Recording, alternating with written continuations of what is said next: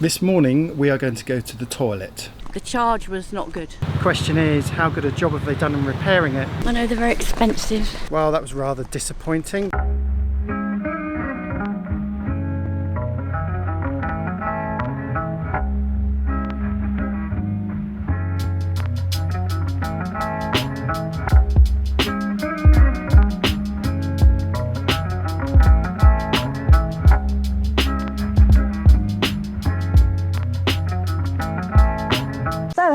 And probably, like us, you were expecting to see us on the boat at anchor, but things haven't quite gone that way this week. This episode, this 60th episode, was supposed to be from Indonesia. And as you can see, we are still in Malaysia because the battery woes continue. Yeah, not only Malaysia, in the marina still. We haven't even left the marina. Yeah, well, more on the batteries in a moment. Yeah. But talking of problems on boats, this brings us on nicely to a question which we received on YouTube. Okay, this is from Rodney Gould, and he says, question regarding all the maintenance we've been doing recently. Age of boat, normal, lack of maintenance, or just a string of bad luck with all the repairs? All of the above. Well, obviously Esper is old. She is 28 years old, I think, isn't she? So she is getting on a bit, but during the refit we tackled a lot of things, and so a lot of her is new. Yep. There were a few things that we didn't tackle in the refit, which I guess we're dealing with, have been dealing with over the last year. I suppose lack of maintenance, not really. I mean, we've tried to stay on top of maintenance. We all have our blind spots, I suppose, but we've been pretty good at staying on top of it. Yeah, we have. I mean, the batteries lasted 5 years. We topped them up all the time, tested them all the time. I think with that one, it's a case of the time's up, really. Yeah, bad luck, definitely. Outboard, that was just a stroke of bad luck, actually. That was, yeah, I think it's just pretty normal.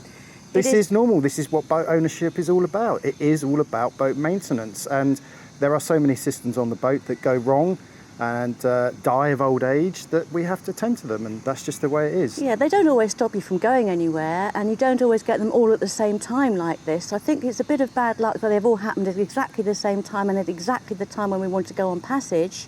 So that's slightly bad luck. Yeah. But this isn't really that unusual.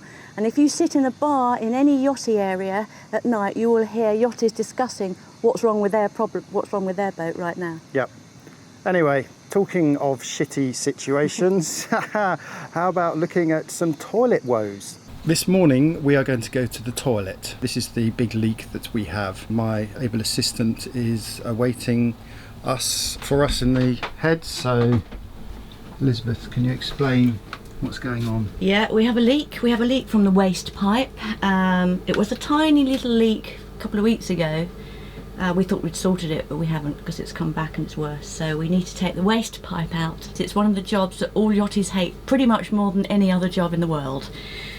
But we've got to do it. So this is the big waste pipe here, and it connects to the bottom of the BaaskaT manual system here. We know this is old, this pipe. We take it off, we clean it, we put it back for the last 10 years, but it's now very stiff and very brittle, so we just think that it's corroding at the end here, and no matter what we do, we cannot get it on properly. So I'll show you where it runs from and why everybody hates it doing this job. So it runs, there's the waste, taking everything that's in the toilet out, goes through that hole, goes up through this, goes up and round, goes back down underneath here, runs through here, into here, where it connects to the three-way valve here inside. Typically, as with all jobs on a boat, it's almost impossible to get to it. This is going to let out all the crap that's in that pipe. Here we go. Absolutely stinks, by the way. So this pipe is in sections. Tried to pull it out, but it's very difficult to pull it. Well, it's impossible to pull it that way because the next bend is up. So we're doing this instead, cutting it. So just cut it off in sections. That inner bit there is fossilised poo. Now I've got to try and pull the big swan neck, as Liz called it, pull it out of position. I seem to remember this went in a certain way, so rather than feeding the pipe up from one end, I think what you do is you create the swan neck, and then you push each end down, and that's how I'm going to take it out.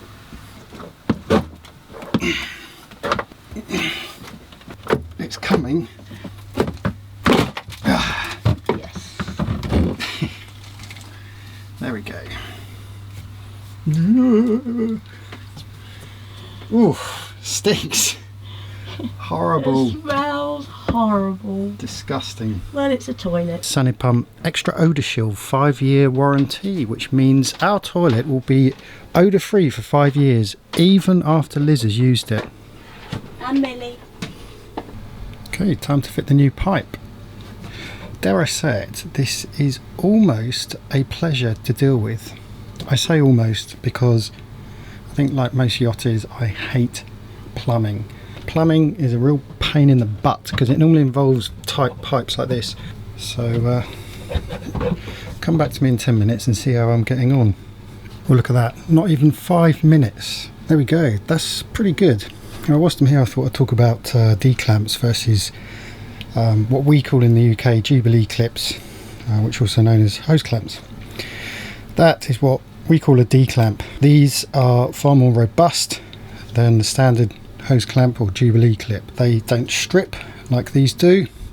They don't rip your hands, which invariably happens when you're playing with Jubilee clips. This bit here will always slice you up. The only disadvantage with these is that you have to get the exact measurement. There isn't as much in the way of play with these things. These ones have to be very, very specific, but you see they are much thicker and guarantee a much better hold between the fitting and the hose itself. Well, that's the hard bit done. That's the Y valve, what I call a Y valve. I think it's a 3-way valve, which changes over between the holding tank and the toilet. I've been using silicone grease, so just a dab of this inside the pipe itself. And now just going to grease up the pipe. Got a D-clamp ready to hold it into position, so let's give this a go. Need to hurry up because I need the loo. So there we done.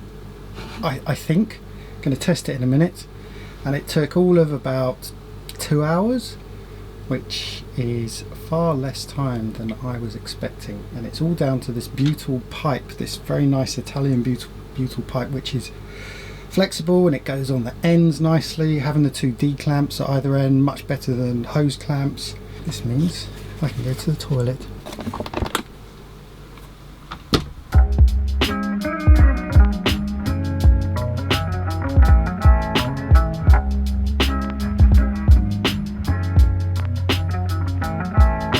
Just got a call from the outboard dealer to say the outboard is now ready, and I already know how much it's going to cost. It's going to cost a lot of money. The question is, how good a job have they done in repairing it? Well, we'll go around and we'll have a chat with them and see what they've done to it. This looks like ours. So they've got a couple of Daihatsu 9.8s. One says 89 ringgit, but I don't think that's ours. You think they all keep going wrong? I don't know, we've heard mixed stories about this particular model. We've heard really good things about them. We've heard repeated problems with them. So I don't know if it's something to do with the year in which they were manufactured. After a certain year, they started using different components. Just don't know, do you? Or it was the Friday build. Yes, Friday afternoon build. Yeah. Let's go and see if we can find our man. 他想说你们换了什么，然后你怎样去换之类之类的。 They have replaced the oil seal, 2 gaskets, another 2 oil seals, ball bearings, connecting rod, crank pin, needle bearing, gasket, and they've changed the spark plug as well, and then another piston. So 1,005 ringgit. The hole that appeared inside the block was small enough that they were able to use, and now he said gum. Now whether that's a metal epoxy or maybe it is just a softer gum, it was enough to just block it up, and he said in his experience this should be okay. If the corrosion had been any bigger, then he would have had to have sent it to a shop to have got it ground down and maybe re-welded or whatever it is they would do to repair a bigger problem like that. But he was convinced that it's, you know, a relatively small repair in comparison to some of the jobs he's had to do. So he's replaced all the parts that we brought over from the UK, and he is recommending that it would be about 90% there. What is kind of encouraging in a perverse kind of way is his explanation of a number of different engines he has here, all of different manufacturers, from Suzuki's to Yamahas to Hatsus, all with many different problems, and a lot of them are overheating problems, and quite often this is caused by all of the crap that is in the water around here, and it's very easy to pick up rubbish to block that water intake, so it's just something we have to keep an eye on. So I need to ask you, you're recommending this engine, yes? Yes. For a spare. Yeah. So we're going to get this one as a spare engine. It's a very small 4-stroke 150 Suzuki. And maybe the 40 as well, Tohatsu? Yeah. We'll carry that as a spare.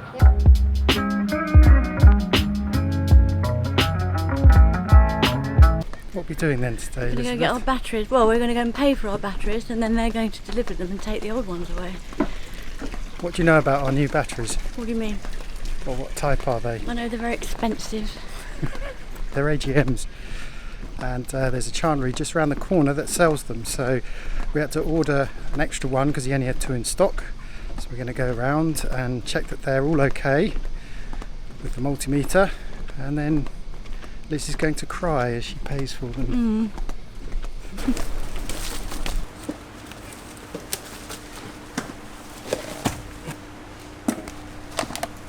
11.9, that's not very good.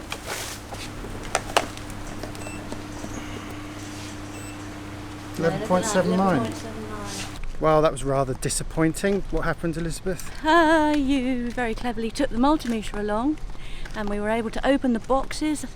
They'd arrived, they were still sealed. We opened the boxes, and the charge was not good. One was 11.9. One was 11.8. Yeah, and one was just on 12. AGM batteries maintain their charge when they sit idle for some time. I think they lose about 8% of their charge over 3 months, and then 20% of their charge over 6 months.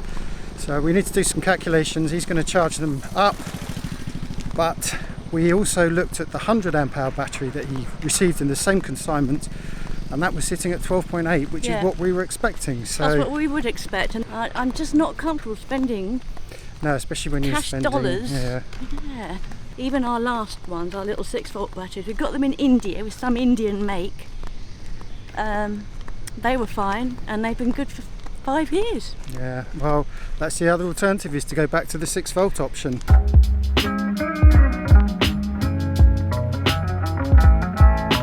And so our battery woes continue, and that is why we're still here.